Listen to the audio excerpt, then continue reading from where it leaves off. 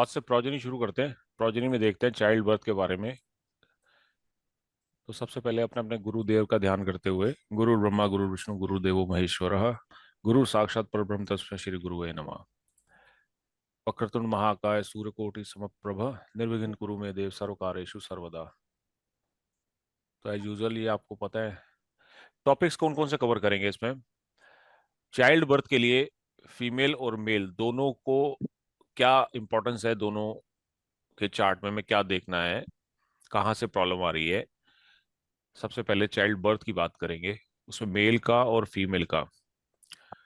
Fertility को कैसे check करना है, मेल जैसे फीमेल में मंथली साइकिल, और उसके साथ साथ राशियों के बारे में समझेंगे, कौन सी राशियां बैरन साइन होती है, कौन सी फ्रूटफुल साइन है।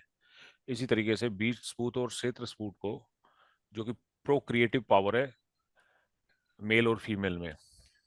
फिर प्रॉमिस ऑफ चाइल्ड देखेंगे, सप्तांशा चार्ट का क्या रोल है इसमें, कैसे क्या चीजें देखनी है। उसके बाद sex determination of children, abortion miss carriages, और थोड़ा सा इसको समझेंगे नंबर ऑफ चिल्ड्रन को। हालांकि ये थोड़ा सा मिसकंसेप्ट है, देश काल पात्र के हिसाब से चीजें बदलती रहती है, बट फिर भी इसको थोड़ा समझने की कोशिश करेंगे। डिले और डिनाइल ये कैसे हो सकते हैं, वो सब देखेंगे इसमें। और इसमें टॉपिक है बच्चे का सुख पेरेंट्स को, और पेरेंट्स का सुख बच्चे को, वो कैसे देख सकते हैं वो भी चीजें समझेंगे। तो बेसिस ऑफ प्रोजेनी एस्ट्रोलॉजी, जैसा कि बृहत्प्राचर होरा शास्त्र में इस सूत्र के संदर्भ में हमें बताया गया है कि दोनों के चार्ट्स को देखना जरूरी है जब बच्चे की बात आती है। बच्चे से जुड़ी जो भी समस्या है, in case of delay in child और डिनाइड इन चाइल्ड, तो हस्बैंड और वाइफ का होरोस्कोप जो है अच्छे से इवेल्युएट करना चाहिए।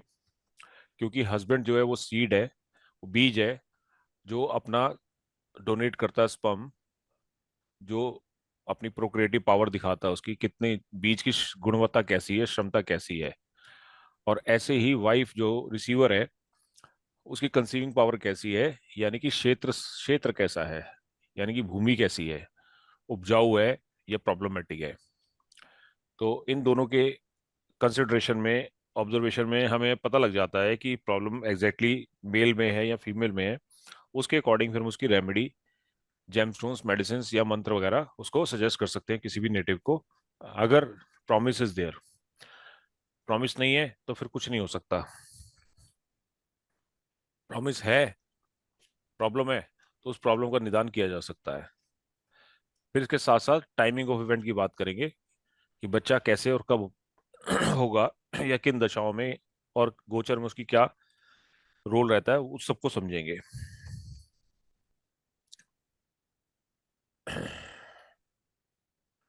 तो सबसे पहले पैरामीटर्स की बात करते हैं, जो जो पैरामीटर्स हमें प्राइम इन फोकस रहेंगे। D1 से तो हम देखते हैं ये चीजों को। D1 का फिफ्थ हाउस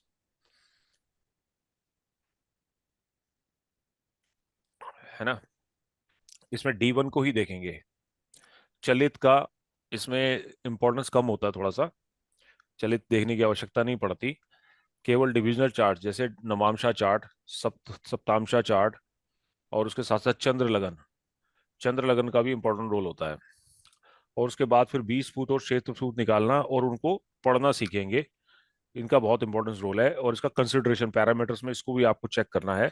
इसके साथ साथ फिफ्थ हाउस, ना केवल D1 में, D9 में, D7 में, और उसके साथ साथ नाइन्थ हाउस भी देखना बहुत जरूरी है, क्योंकि पंचम से पंचम है, भावत भावम के हिसाब से फिफ्थ टू फिफ्थ है नाइन्थ हाउस, तो इसका कंसिडरेशन भी करते हैं। और वैसे भी DNA के लिए नाइन्थ हाउस का को देखा जाता है।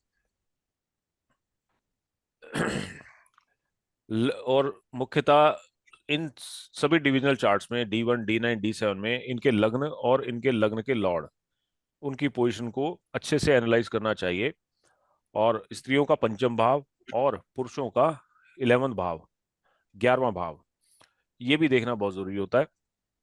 क्योंकि 11वां भाव क्यों, क्योंकि 11 सप्तम भाव से पंचम भाव होता है ना। तो सप्तम भाव से एक जोड़ा मिलता है, शादी होती है, और उसका फल जो है वो उससे फिफ्थ हाउस से देखा जाता है, और 11th हाउस से मेल की प्रोक्रिएटिव पावर भी देखी जाती है। जैसे फीमेल में फिफ्थ हाउस का कंसिडरेशन, इसी तरीके से 11th हाउस से मेल का कंसिडरेशन करना चाहिए। पहले प्राइम इंपॉर्टेंस हमें मेल चार्ट में 11th हाउस को देना चाहिए, और फीमेल में फिफ्थ हाउस को। इसके साथ साथ कारक की बात करेंगे तो जीव कारक होने के कारण बृहस्पति जो है संतान गिविंग कारक है। तो इसका तीनों चार्ट में बहुत अच्छे से एनालाइज करना चाहिए। इसके साथ साथ फिर बात आती है दशाओं की। सपोर्टिव दशाएं जब होंगी और जब ट्रांजिट उसको, गोचर उसको सपोर्ट करेगा, तब एक प्रोडक्ट जो है डिलीवरी होती है, इवेंट की डिलीवरी होती है, यानी कि चाइल्ड बर्थ। तो मेन फोकस कहाँ रहेगा हमारा? फिफ्थ हाउस पे, फिफ्थ के लॉर्ड पे, जुपिटर पे, शुक्र पे और चंद्रमा पे। शुक्र और चंद्रमा क्यों, इसको भी समझेंगे आगे।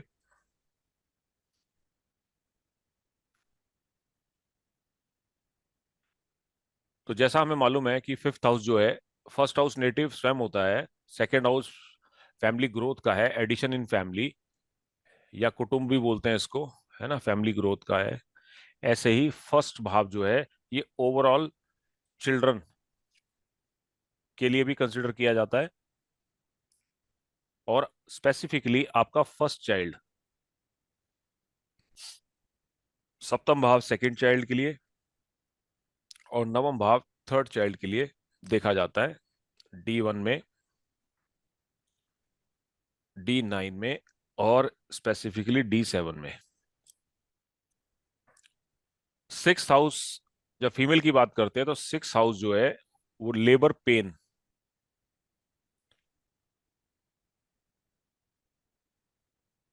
यहां से देखा जाता है। सेवन्थ भाव सेकंड कंसेप्शन है, और एट्थ भाव जो है वो रिप्रोडक्टिव ऑर्गन्स के लिए होता है, reproductive organs, whether it is male और फीमेल। सप्तम भाव वेजिना है, ये हमने पढ़ा था मैरिज में, है ना। अष्टम भाव मेल ऑर्गन का है, लेकिन जो ओवरी है वो भी अष्टम भाव से देखी जाती है, रिप्रोडक्टिव। और ये सर्जरी का हाउस भी होता है, जैसे 12वां हॉस्पिटलाइजेशन का है, छठा भाव मेडिकल हेल्प का है, और नवम भाव से तीसरे चाइल्ड का कंसेप्शन। और चूंकि ये वेजिना को रिप्रेजेंट करता है, तो यहां से प्रेगनेंसी के बारे में कंसिडरेशन किया जाता है, और प्रेगनेंसी होने के बाद ओवरी का कंसिडरेशन अष्टम भाव से किया जाता है। तो 11वां भाव जो है ये मेल में मुख्यतः, और पंचम से, पंचम होने के कारण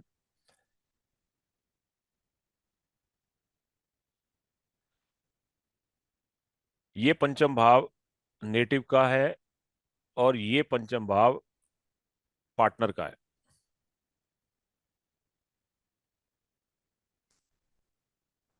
ठीक है, 12th हॉस्पिटल का है।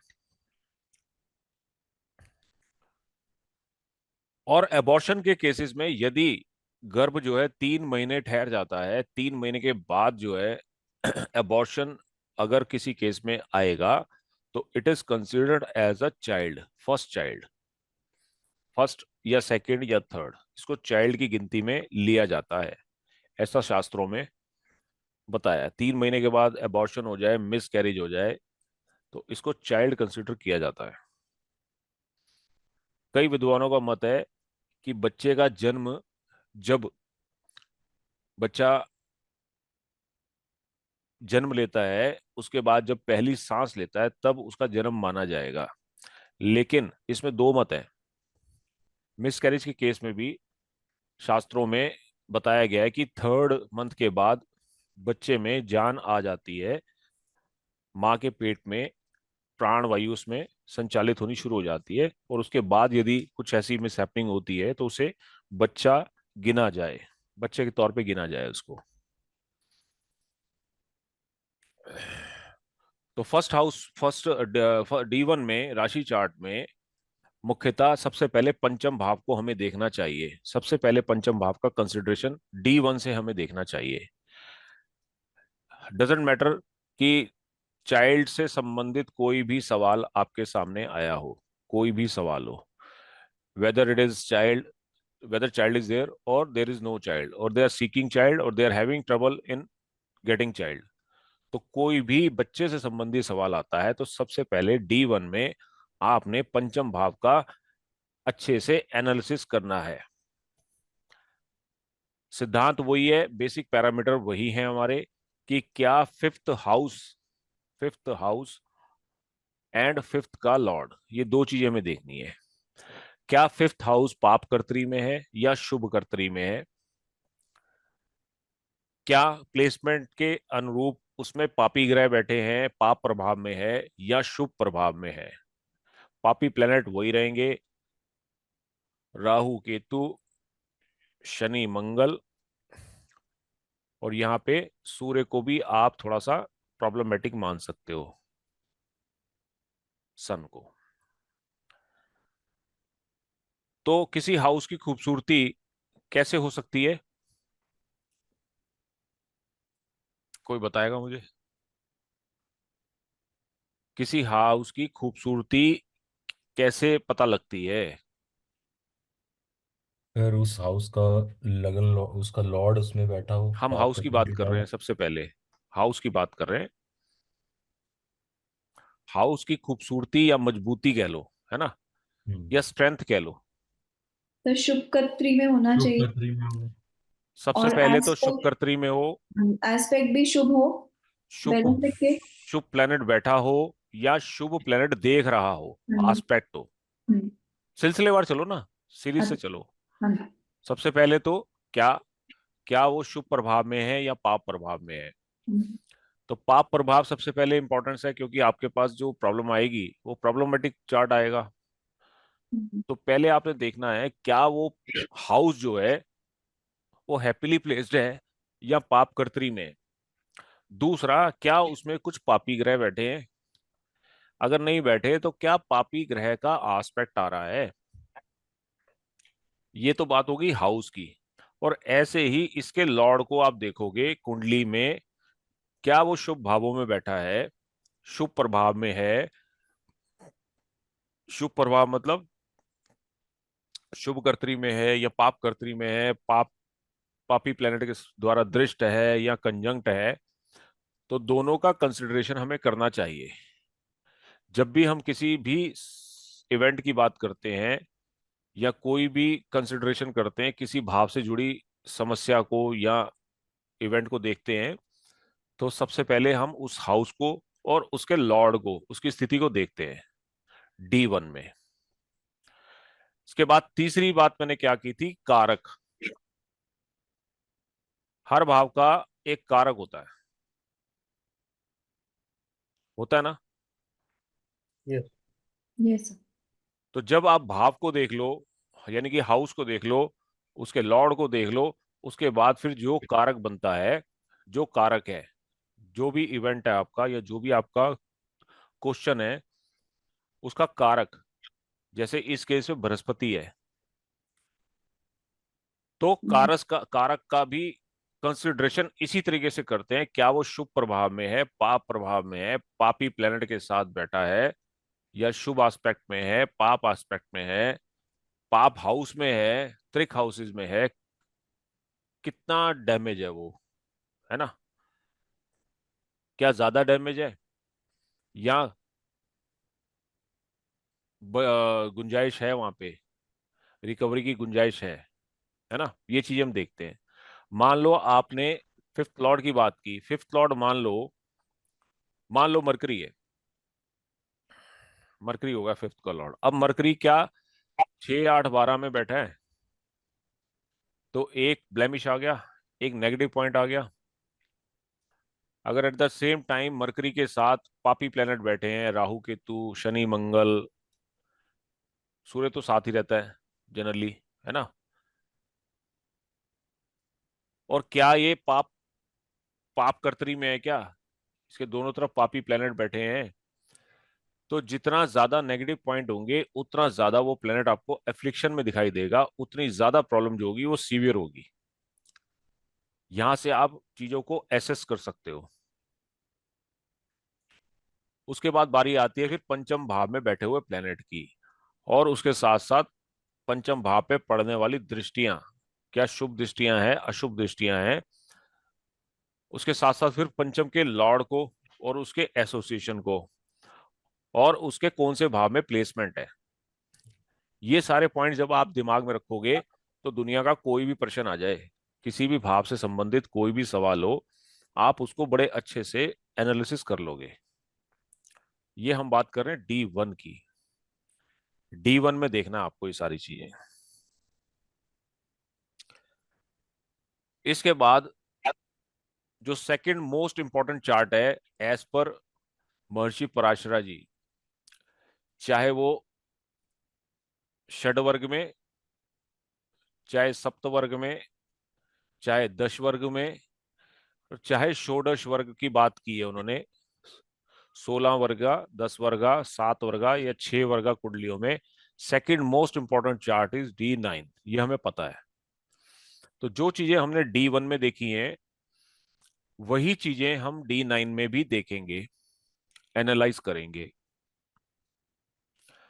बस वहां दो चीजें बदल जाएंगी, दो चीजें एड ऑन ओवर हो जाएंगी। D1 का लग्नेश, पहली बार D1 का लग्नेश और D1 का पंचमेश, इनकी स्थिति D9 में भी चेक करनी चाहिए। यहां से हमें और बहुत सारी चीजें क्लियर हो जाती हैं। अपार्ट फ्रॉम, मान लो ये D9 है, अपार्ट फ्रॉम D9 का लगन कौन है, लग्नेश कौन है, किस स्थिति में बैठा है, पंचम भाव और पंचमेश वहां भी देखा जाता है। और उसके साथ साथ D1 का लग्नेश और D1 का पंचमेश, इनकी स्थिति का भी आकलन किया जाता है D9 में। ऐसे ही तीसरा इंपॉर्टेंट चार्ट इसमें आ जाता है प्रोजनी के विद रिस्पेक्ट D7, सप्तांशा। सप्तांशा में भी यही रूल है कि सप्तांशा का लगन कौन है, लग्नेश कौन है, पंचम कौन है, पंचमेश कौन है, और वहां पर D1 का लग्नेश और पंचमेश की क्या स्थिति है। बस यहां से आपको क्लियर पिक्चर हो जाती है किसी भी सवाल के जवाब के लिए। इसको बहुत डिटेल में अब आगे समझते हैं। ठीक है, तो प्रोजनी के विद रिस्पेक्ट पंचम भाव हमने बताया इंपॉर्टेंट है, और जुपिटर इसका कारक है। सेकंड भाव फैमिली ग्रोथ का है, एडिशन इन द फैमिली है। पंचम भाव प्रोजनी का है, और 11वां भाव फुलफिलमेंट ऑफ डिजायर है। तो 2, 5, 11 हमने केपी में भी पढ़ा था कि जब कोई हाउस 2, 5, 11 सिग्निफाई करता है या प्लेनेट सिग्निफाई करता है स्ट्रेट अवे, तो उसकी दशा में या अंतरदशा में चाइल्ड बर्थ होने की संभावनाएं होती हैं, बढ़ जाती हैं। और पंचम भाव को स्त्रियों के गर्भ स्थान से जोड़ा गया है, जिसको कि बीज क्षेत्र स्फुट बोला जाता है, क्षेत्र स्फुट।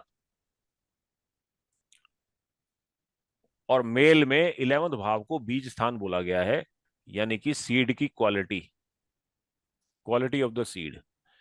मेल की रिप्रोडक्टिव और ये फीमेल की रिप्रोडक्टिव क्वालिटी या स्ट्रेंथ को देखा जाता है। फर्स्ट हाउस नेगेशन रहेगा क्योंकि सेकंड भाव से लॉस भाव है, तो नेगेशन ऑफ सेकंड हाउस है। ऐसे ही दशम भाव जो है वो 11th का नेगेशन माना जाता है, इच्छा पूर्ति में रुकावट होती है। सप्तम भाव सेकंड चाइल्ड और 9th भाव थर्ड चाइल्ड के लिए देखा जाना चाहिए।